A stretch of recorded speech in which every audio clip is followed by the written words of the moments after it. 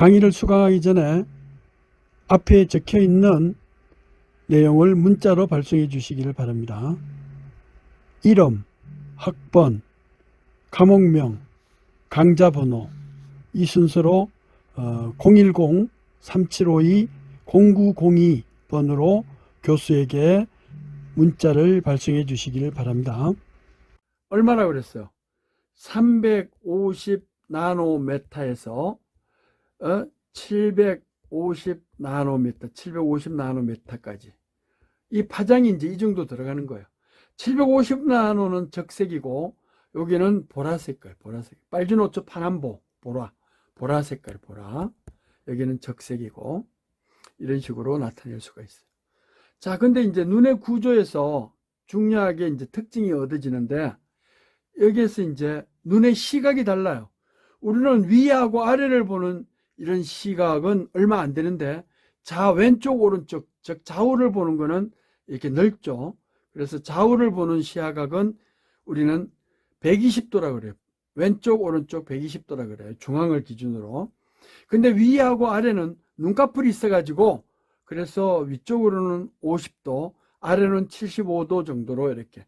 아래로는 눈꺼풀이 그만큼 쉽게 내려오기 때문에 한 70도까지 볼 수가 있고, 위쪽으로는 눈을 떠야 되니까 50도예요. 자, 근데요, 나이가 50이 넘으면은 이게 눈을 자꾸만 이렇게 멀리 위아래로 안 벌리려고 그래요. 좌우로 안 보려고 그래요. 그냥 중앙만 이렇게 하려고 그러고, 왼쪽을 보라 그러면 고개를 이렇게 돌려요. 그렇게 하면은 눈이 점점 나빠진다고 그래요. 그러니까 여러분들이 아무튼 눈을 좋게 하려고 하면 눈 운동을 평상시에 뭐 일부러 하지 말고 눈을 크게 떠요. 눈을 크게 뜨면은 위아래 시야각을 넓힐 수가 있어요. 좌우 이렇게 눈 이렇게 하면은 고개를 그대로 주고 왼쪽 오른쪽 좌우로 해서 이렇게 바라보는 운동을 하면 결국은 그만큼 눈 나쁜 거를 해소할 수가 있다고 그래요. 그러니까 할아버지 할머니가 계신다 그러면은 눈 운동을 별도로 하지 말고 가급적이면 눈을 크게 떠가지고 이렇게 하시라고 권해 드릴 필요가 있어요. 자, 이것을 우리는 시야각이라고 그래요. 자, 근데 또 중요한 특성이 있어요. 눈이 있잖아요. 이렇게 눈이 있을 때 350 나노미터에서 750 나노미터까지. 여기가 빨간색이고, 이게 빨주, 노초, 파남보로 이렇게 주파수별로 컬러가 돼요. 여기가 보랏빛이에요. 파장이기 때문에 역수로 이렇게 되는 거예요. 자, 그러면 이게 주파수가 높은 거고, 주파수가 높고, 이게 주파수가 낮은 거잖아요. 이 주파수가 낮은 쪽이고, 이게 주파수가 높은 쪽이에요. 자, 이렇게 됐을 때, 사람의 눈은 결국 시감도라고 그래가지고, 그 빨간색은 어느 정도 에너지가, EM웨이브의 에너지가 커야 돼요. EM웨이브 에너지가 커야 잘 보여요. 또, 보랏빛도 그 빛이 밝기가 밝아야 잘 보여요. 그러면 뭐 에너지가 즉 EM웨이브 전자파가 가시광선의 주파수가 어느 정도 에너지만 레벨만 있어도, 왜냐하면 모든 그 파동은 A의 사인 오메가 T 플러스 세타네요. 그죠? 그러니까 이 레벨 있잖아요. 이렇게 레벨, 즉 파동의 레벨이 그만큼 높아야 잘 보일 텐데, 즉 빨간 색깔하고 이렇게 보랏빛 있고 요 사이에 어떤 컬러가 있다면은 그냥 어느 정도 에너지 레벨이 낮아도 잘 보이는 게 어떻게 돼요? 빨주 노란 색깔과 초록색이에요. 노란과 초록은 눈에 잘 보이는 거예요. 그래서 SOS를 나타내는 비상구는 초록색을 나타내잖아요. 또 노란 색깔 등도 있어요. 복도 등으로 이렇게 쓸 때 노란 색깔, 이 노란 색깔 등은 즉 밝기가 아주 레벨이 작아도 쉽게 보여요. 고추다마 같은 거 있잖아요. 고추다마, 이런 고추다마 같은 것이 빛이 아주 흐려도 뭐 1와트, 2와트만 돼도 쉽게 보일 수가 있어요. 그래서 비상구를 알리거나 비상등으로 쓸 때는 노랑이나 초록을 쓰는 이유가 바로 그것이다. 자, 근데 우리가 영화관을 갔을 때, 영화관에 앉았을 때 말이에요. 의자가 그 영사기 돌리는 불빛에 의해 가지고 의자가 쉽게 보이면 자꾸 영화가 제대로 안 보일 거 아니에요. 그래서 영화관의 의자 카버는 무슨 색깔로요? 주로 적색을 많이 써요. 적색. 적색이나 보라색 같은 걸 씁니다. 주로 적색을 많이 써요. 적색은 웬만큼 밝기에서는 어둡게 보여요. 적색의 레벨이 낮았다 그러면 어둡게 보인다, 이제 그런 얘기예요. 그러니까 작은 레벨, 작은 빛이라도 쉽게 보이는 것은 노랑과 초록이고, 노랑 초록이지만 어두운 데서 잘 구분이 안 되게 하려면 일부러 흑색을 이렇게 해줘요. 흑색을 해주는데, 흑색보다는 여기에 적색을 해가지고 적색으로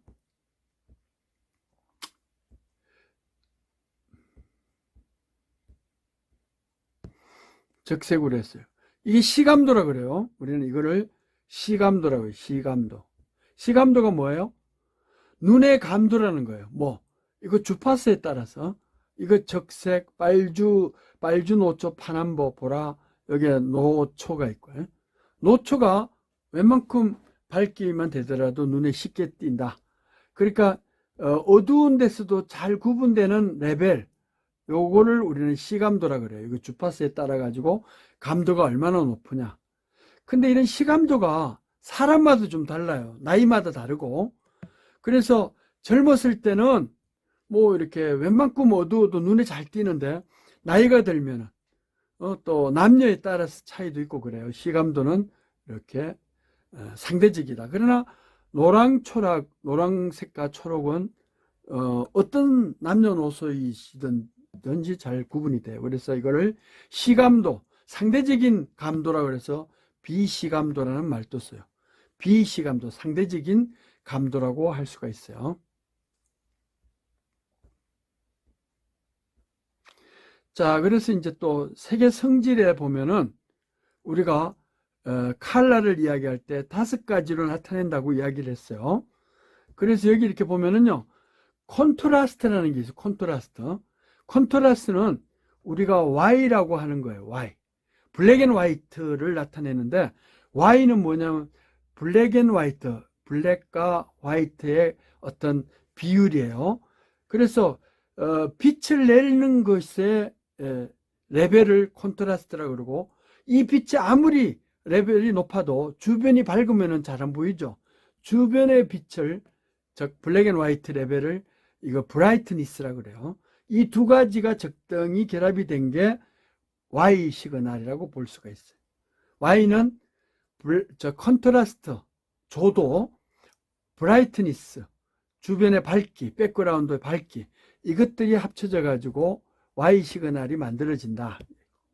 우리 왜 컬러를 이야기할 때 블랙 앤 화이트 Y 시그널, 이게 중요하다 그랬죠. 이 2가지가 결합이 돼서 Y를 결정한다.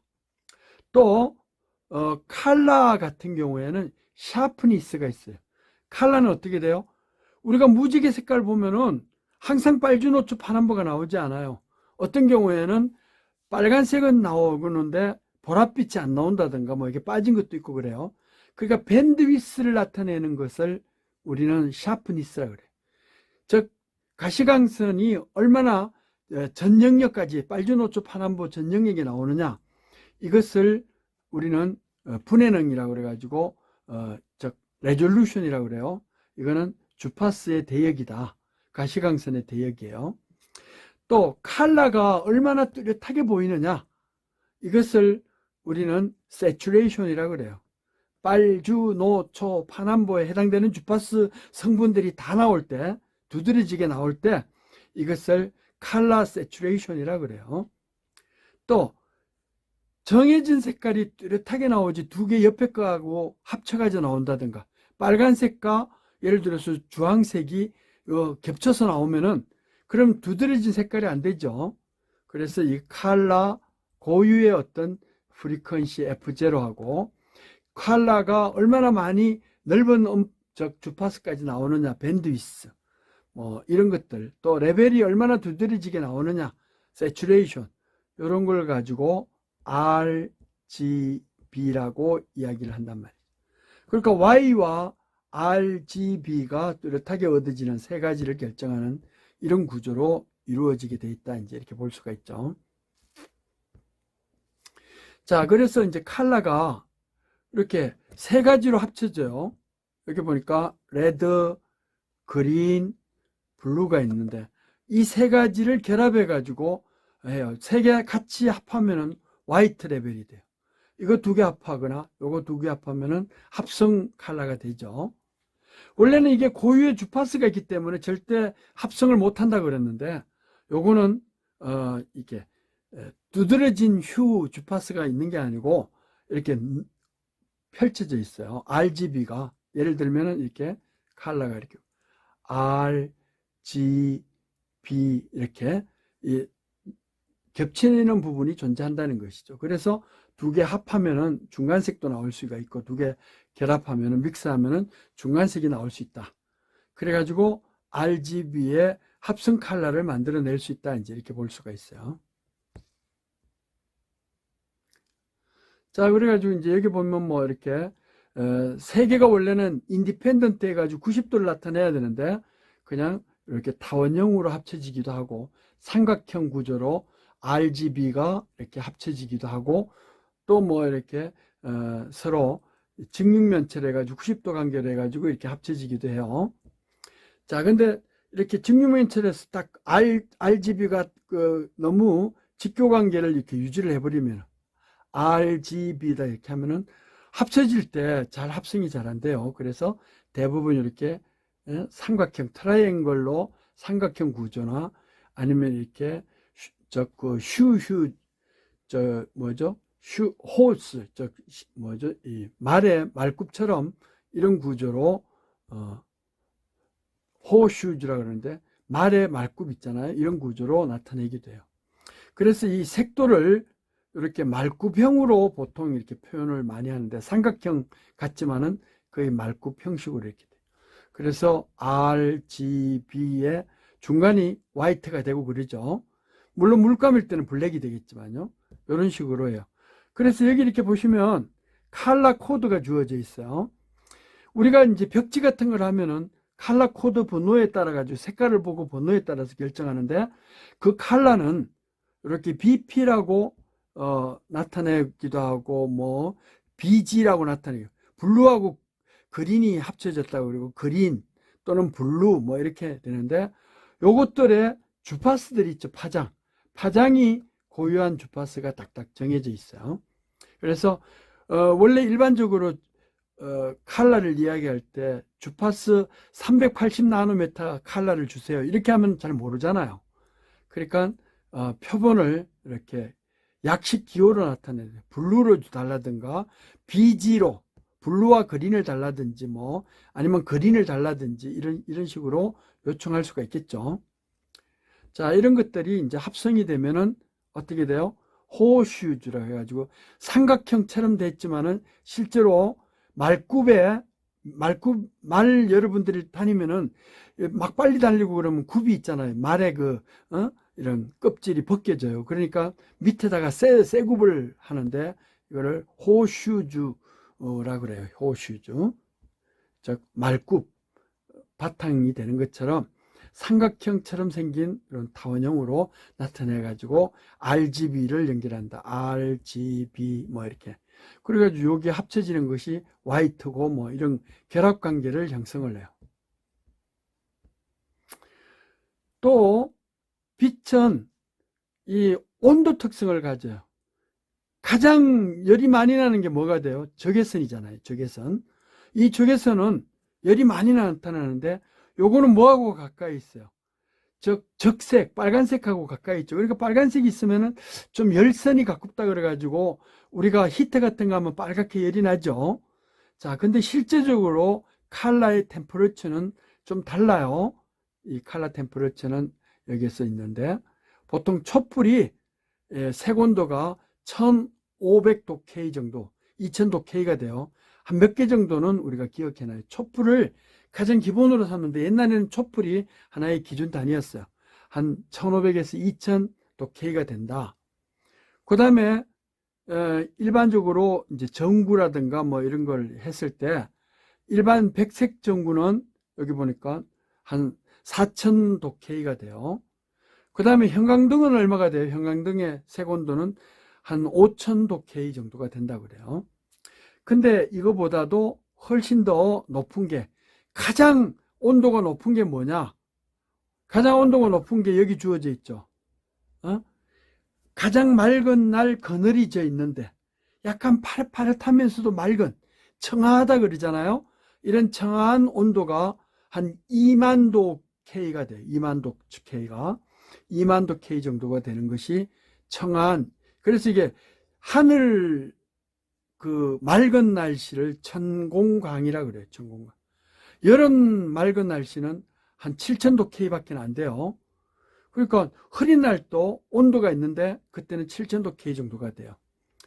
자, 그래서 우리가 가장 맑은 날 그늘이 져 있는 파릇파릇한 이런 도에, 이런 곳에서 가장 색 온도가 높다, 이제 이렇게 이야기를 할 수가 있어요. 그래서 색 온도도 너무 맑으면은 이 색 온도가 좀 청색이 나요. 파릇파릇해지기 때문에 이거를 보정을 해야 돼요. 보정은 칼라의 주파수에 해당되는 말굽 모양으로 되어 있는 이런 삼각형 말굽 모양으로 되어 있는데 이런 구조로 보정을 해요. 그래서 옛날에 어널로그일 때는 이 보정을 일일이 사람이 필트를 끼워 가지고 했어요. 그래서 어느 정도 보정이 되느냐, 그 1도 보정, 뭐 또 6도 보정 이렇게 해 가지고 온도 보정을 했어요. 그래야 코닥 같은 경우가 노란빛으로 나와가지고 좀 아주 좀 정감 있는 이런 온도가 되고, 아그파 같은 그런 필름은 좀 파릇파릇해 가지고 색 온도는 높지만 아주 활동적인 그런 청색으로 이렇게 보정을 하기도 하고 그랬어요. 자, 그래서 보정 필터는 날씨에 따라서 하는데 가장 맑은 날은 어떻게 돼요? 그러니까 온도가 높단 말이에요. 그러니까 스카이 했으니까 이때는 좀 차가운 감을 필터를 써야 돼요. 근데 예를 들어서 사진 전구 있죠. 어두운 쪽에서 빛이 나오는 것은 그래도 적색을 줘가지고 좀 찬 온도로 낮춰줘요. 그러니까 캔들처럼, 촛불처럼 한 2000도, 1500도 정도를 한다. 1500도 정도 K로. 그런 식으로 이렇게 할 수가 있습니다.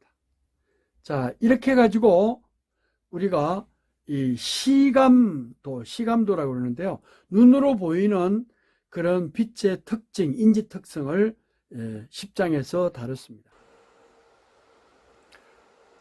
네, 오늘은 제 11장 3D 칼라 기술에 대해서 한번 알아보도록 하겠습니다. PPT는 제 11장으로 제공되고 있습니다. 일반적으로 사람은 3차원 공간을 본다고 그럽니다. 이 3차원 공간을 보는 이유는 바로 눈이 두 개죠. 이것을 한문으로 이야기하면 양안식이라 그럽니다. 양안. 양쪽 눈을 갖고 있다는 그런 뜻이죠. 양쪽 눈에 의한 3D TV 카메라 기술을 한번 알아보도록 하겠습니다. 보통 이제 입체감이 있다. X, Y, Z 해가지고 3차원을 본다는 그런 얘기죠. 예를 들어서 원근을 보고, 또 좌우 360도를 보고, 또 위아래를 보잖아요.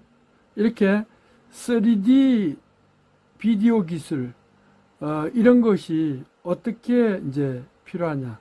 궁극적으로 사람은 시감을 통해 가지고 결국은 실감나게 세상을 보고 싶은 거죠. 그러니까 멀리까지 전달할 때 옛날에 텔레비전은 평면 디스플레이였다고 그래요. 2D죠, 2D. 이 2D를 어떻게 하면은 먼 거리까지 그대로 실감나게 보여줄 수 있느냐. 이런 것들이 뭐 화면도 크게 하고 또 주변에 어떤 그 이모티콘이나 뭐 이런 걸 넣어가지고 가공 편집도 하고 뭐 이렇게 했는데, 궁극적으로 우리가 이 3D나 4D 영화관을 보면 어떻게 돼요? 바로 앞에서 막 뭔가 나비가 날아다니고 그러잖아요. 이제 그것처럼 텔레비전 기술도, 디스플레이 기술도 어떻게 3D로 구현할 수가 없느냐. 그렇게 하려면 3D를 찍어야 되겠죠. 그죠? 그리고 또 그렇게 된다면은 기존에 있는 이런 그 지상파 방송이나 디지털 방송 또는 컴퓨터 뭐 이렇게 디지털 디스플레이를 통해 가지고 그렇게 해야 돼요. 그러려면은 컨텐츠가 있어야 되고, 일단 카메라를 찍어 가지고 만들어내는 컨텐츠가 있어야 되고, 또 3D 디스플레이를 할 수 있는 디스플레이 3 기술이 돼야 된다. 그러니까 이게 지금 3D 기술이 아직 서비스가 완벽하게 안 되는 이유가 뭐냐면 좀 기술적인 한계가 존재해서 그래요. 이런 한계가 있다는 것은 곧 해결할 수 있는 가능성이 존재한다는 것이죠. 자, 그래서 일반적으로 3D TV 카메라 또 디스플레이 장치는 크게 이제 이렇게 양쪽 눈을 이용하는 양안식 방식. 그래서 이렇게 보게 되고요. 또 양쪽 눈뿐만 아니고 카메라를 여러 개의 렌즈를 써가지고 하는 거예요. 우리가 지금 쓰고 있는 예를 들어서 갤럭시 갤럭시 S10 플러스 10 그러면은 거기에 벌써 렌즈 카메라가 4개가 들어가요. 즉 전면 4개, 후면 2개 이렇게 들어가요. 그 또 갤럭시 S20을 보면은 거기에는 6개가 들어간단 말이에요.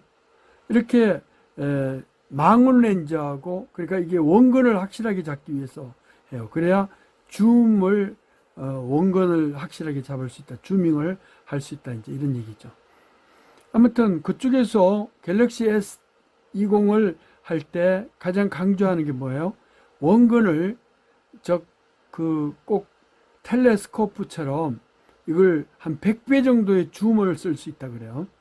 그러니까 실제적으로 쫙 당겨 보면은 아주 그냥 그 수백 미터 거리에 있는 것도 아주 가까이로 이렇게 당겨 올 수 있는 이런 그 특징이 존재한다 그럽니다. 자, 그래서 이제 양안식, 그러면 양쪽 눈을 갖고 있어요. 양쪽 눈을. 그러니까 이게 보는 시차가 존재하죠. 오브젝트가 이렇게 있으면은 눈 A가 있고 눈 B가 있어요. 양안식이니까. 그러면 요 간격이 얼마예요? 눈 간격은 평균적으로 6.5cm라 그래요. 자, 6.5cm 요 간격에 결국은 이렇게 카메라 2개를 놓고 이렇게 보면 양안식이에요. 눈이 카메라잖아요. 그래서 이 오브젝트를 요쪽에서 보는 각도, 요쪽에서 보는 각도, 이거 재합성해 가지고 우리가 입체적으로 머릿속에서 그리게 되는 거예요. 입체를 모두 완벽하게 보는 게 아니고 왼쪽 눈, 오른쪽 눈에 보이는 면을 결국은 입체적으로 합성을 해낸다, 이렇게 볼 수가 있어요. 다한식은 요거보다도 모든 각도에서 카메라로 비춰서 그 위치별로, 각도별로 재구성을 하면 되겠죠. 그러니까 이게 가장 일반적으로 제일 쉬운 방법일 수도 있는데, 카메라 대수에 따라 가지고 채널도 늘어나고 압축하는 것이 너무 다양해지죠. 그래서 이제 일반적으로 지금 실용화되는 거는 이렇게 양안식을 가지고 실용화를 하고 있다. 그래서 여기 설명이 있죠. 현재 여기 위성방송에서는 양안식으로 3D TV를 서비스를 시험 방송 중에 있다. 아무튼 상용화하는 데는 아직 안 되고 있어요. 이제 고글 해가지고 안경을 이렇게 쓰면은 그게 이제 사이버 3D 상에서는 뭐 3차원도 되고, 우리 비디오 게임 할 때 그렇게 많이 쓰죠. 아무튼 입체 영화 같은 거 이렇게 만들 수 있는데, 실제 바로 이 텔레비전 해가지고 멀리까지 바로 3D를 보내주는 거는 아직도 이제 기술력이 부족한 상태다. 자, 양안식에 대한 그 구체적인 이 실물을 여기다 보여주고 있어요. 즉, 이렇게 카메라가 2개가 이렇게 있어가지고, 이게 이제 코딩. 그 2개의 시그널이 동시에 들어오겠죠. 카메라 2대가 들어오니까. 이것을 엠팩을 압축을 해가지고, 이렇게 위성이라든가 안테나를 통해서 쏴주면, 가정집에서는 그걸 받아서 그대로 2개의 그것을 합성된 3D 이미지로 보게 된다. 그리고 요거는 카메라를 통해 가지고 어떻게 해요? 이 카메라를 통해서 일단 생성을 해야 되죠. 또 여기 중간 과정으로서 전달을 해야 돼요. 또 도착하면 복원을 해야 되죠. 재현이라고 하는데 아무튼 이렇게 할 수가 있다. 자, 그래서 우리가 지금 쓰고 있는 건 2D 평면 방식이에요. 왜냐하면 65인치, 75인치 하더라도 판이 XY로 이렇게 이루어져 있는 그 평면 텔레비전이잖아요. 크기만 크지. 아무튼 3D는 거기에 그 원근까지도 주어지는 입체 음량이 돼야 돼요. 3D. 3D는 3디멘셔널 TV를 나타내는 거죠. 3차원적인. X, Y, Z. 이렇게. X, Y, Z. 이렇게 하려면은 그 다한식이라고 그래가지고 눈이 많아야 돼요. X 방향에도 몇 개 있고, Y 방향에도 있고, Z 방향에도 있어야 되는데, 아무튼 하느님께서 피조물을 너무 잘 만드셔가지고, 그래서 우리는 2개의 눈만 가지고 뭐에 의해서 입체를 만들어요? 눈은 2개인데 1번과 2번 눈이 있는데, 여기서 만들어진 보이는 이 각도 차이를 오랜 간섭에 의해 가지고 여기에 브레인 있잖아요. 이 브레인 머리 두뇌에서 재구성을 한다는 거죠. 재구성. 그러니까 실제로 보이는 거 디스플레이로 이렇게 보이더라도 그거는 사람 눈이 일단 보이면은 머릿속에서 오랜 간섭에 의해 가지고 입체를 만들어내는 것이지 바로 실제 입체는 아니라는 것이죠. 자, 그리고 이걸 할 때 가장 중요하게 여기에 compatibility라는 호환성이 있어야 돼요. 이 compatibility는 뭐냐면 옛날에 쓰던 2D를 그대로 쓰면서 그 다음에 3D TV로 넘어가줘야 된다. 3D 디스플레이로 넘어가야 된다. 이런 것을 호환성이라고 그래요. 아무리 좋은 기술이 만들어지더라도 기존에 있는 기술을 다 엎어버리고 새로 하는 거는 별로 이렇게 팔리질 않아요. 사람들은 되게 간섭화되어 있고 습관화되어 있기 때문에 이렇게 리볼루션이라든가 아니면 뭐 이렇게 엎어버리는 거 있잖아요. 이런 걸 별로 좋아하질 않아요. 기존의 걸 유지를 하면서 새로운 기술이 관련돼야 된다. 그러니까 2D는 잘 보이면서 거기다 더 하는 거예요. 그러니까 우리가 4D 영화관이나 3D 영화관에 가면 그냥 기존 영화관에서 보던 거에다 안경만 써가지고 3D로 바꾼 거잖아요.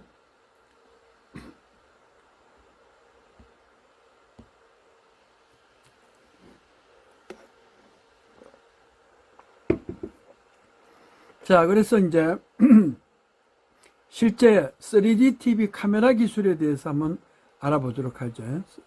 양안식이라는 것은 사람이 눈이 2개니까 2개의 눈을 가지고 하고 눈과 눈 사이의 거리는 6.5cm다. 평균적이에요. 뭐 더 넓은 사람 있고 더 좁은 사람 있고 뭐 그러겠죠. 자, 그래서 양안식으로서 눈은 2개인데 그냥 각도 없이 이렇게 주어지는 거예요. 실제 이 카메라는 렌즈도 있고 뭐 이렇게 하기 때문에 만들려고 그러면 간격을 6.5cm 요 사이 요 간격에 6.5cm 안에다가 다 만들어 넣기 힘들죠. 이걸 만들기가 되게 힘들어요. 그래서 사람은 눈이 어떻게 돼요? 이렇게 눈이 이렇게 있으면은 요 간격이 여기 간격이 6.5cm로 해가지고 이렇게 수평을 바라보게 돼 있죠. 이런 식으로 보는 것을 평행식이라고 그래요. 평행식. 근데 이 카메라 사이즈를 크게 하려면 어떻게 해야 돼요? 이제 다른 방법으로 각도를 주는 방법이에요. 자, 아무튼 일단 이거 평행식은 구조는 아주 간단하고 사람 눈과 동일하지만 한계가 존재하죠. 그러니까 눈의 크기나 카메라 본체의 크기가 6.5cm 간격 안에 만들기가 어렵지만은 요거를 또 소형으로 만든다 그러면 아주 간단하면서도 사람 눈처럼 받아들일 수 있는 그런 장점이 돼요. 저도 인터뷰를 많이 해봤지만 텔레비전 뭐 EBS 같은 데서 다큐멘터리 만든다 그러면서 3D로 많이 촬영을 했는데 처음에는 되게 신기했었어요. 어떤 원리로 할까 그러는데 결국은 카메라가 사람 눈하고 똑같이 그렇게 카메라 렌즈를 두 개를 가져와 가지고 이렇게 하더라는 것이죠. 자, 두 번째 방식이 여기 보면은 아무튼 그 직교 방식을 쓰는 거예요. 즉 좌우 카메라를 이렇게 90도 간격으로 놓으면은 그러면 사람의 6.5cm 이하의 배열로도 얼마든지 할 수가 있으면서 그러면 시야각은 어떻게 하느냐? 여기에 주어졌지 프리즘을 앞에다 놓는 거예요.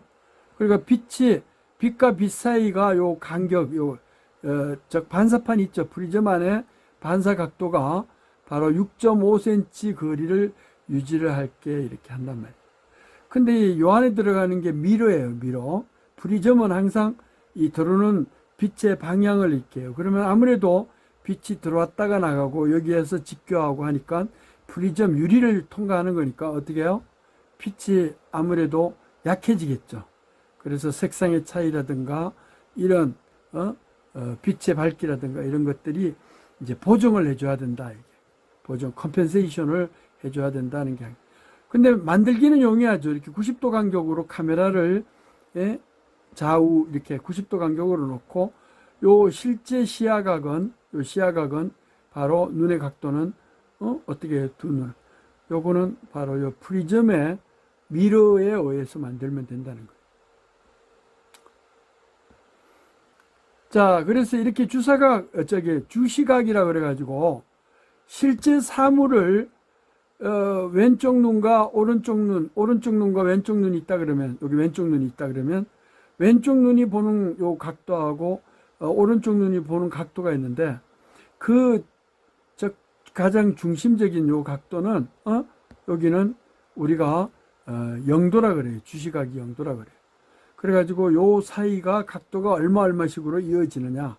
요것과 요거의 편차죠. 편차. 요걸 가지고 결국은 두 눈의 주시각이 갖춰지게 된다는 거예요. 즉 영도를 기준으로 해서 요 각도, 영도를 기준으로 해서 요 각도. 그러니까 요 각도가 서로 다르겠죠. 요거. 요 각도의 차이를 이용해 가지고 결국은 3D를 만들어내겠다. 주시각이라 그래요. 자, 이거를 또 이렇게 하는 방법도 있지만은 2D의 카메라를 그냥 평행판 위에 이렇게 해서 약간 주시각을 주게 하는 거예요. 즉 뭐냐면 간격을 떼어놓고 이거를 약간 타원형으로 이렇게 하게 되면은 주시각이 형성이 되겠죠. 이렇게 이런 식으로. 하나는 여기다, 하나는 여기다 이렇게 놔가지고 이렇게 사람이 실제로는 이렇게 보는데 여기 서로 주시각이 유지가 되게 카메라를 약간 각도를 유지해 가지고 기울여 놓는다. 이제. 근데 이게 멀리 있을 때는 이 주시각이 잘 나오는데 말이에요. 이렇게 여기 가까이 있다 그러면은 그거를 예를 들어서 이 카메라 두 개가 근접해 있기 때문에 그 주시각을 잘 만들어내기가 어렵다는 게 한계가 있어요. 아무튼 양안식이지만 세 가지 방법을 냈죠. 단순하게 이렇게 배치하는 방법. 그 다음에 두 번째 프리즘을 이용하는 방법. 그 다음에 수평으로 이렇게 하지만 각도를 주는 방법. 또 각도를 주는 다른 방법으로 이렇게 교차식으로 있어요. 교차식은 어떻게 돼요? 겹치는 부분이 존재하는 거예요. 요걸 너무 가까이 이렇게 줘야 되기 때문에 그러니까 아무튼 카메라를 카메라의 각도를 한 30도, 40도 이렇게 하면은 서로 이렇게 가까운 쪽에서는 겹치는 부분이 존재하죠. 그러면 입체가 안 생기고 가까운 곳에서는 하나의 포인트로 나타난다는 게 한계가 있어요. 그래서 이런 경우에는 여기와 왜곡이 일어날 수가 있다는 게 하나의 단점이에요. 거리라든가 이제 시간 차이가 생긴다든가. 오늘 수업 여기까지 하도록 하겠습니다. 수고했습니다.